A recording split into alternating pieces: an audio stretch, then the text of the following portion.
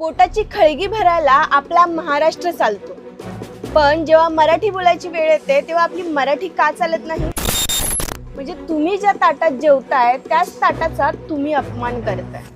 जेव्हा तुम्ही एखाद्या परराज्यात जाता तेव्हा त्यांची भाषा बोलल्याशिवाय तुम्हाला साधा एक कटिंग चहा सुद्धा मिळत नाही. पण आपल्या महाराष्ट्राने मात्र हे प्रत्येक वेळेस का सहन करायचं? सहिष्णुतेचा अर्थ म्हणजे लाचारी नाही.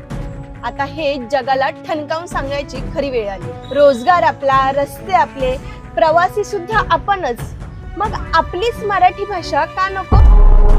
रिक्षा किंवा टॅक्सी चालकांवर मराठीची केलेली सक्ती म्हणजे कोणाच्या पोटावर पाय मारणं नाहीये, तर आपल्या मराठी अस्मितेवर उठलेल्यांना दिलेली एक चपराक आहे. जर तुम्हाला इथल्या मातीचा आणि मराठी भाषेचा सन्मान करता येत नसेल ना, तर खुशाल गाशा गुंडाळा आणि ज्याला महाराष्ट्राचा आणि मराठी भाषेचा सन्मान करता येईल ना, तोच इथे राहील.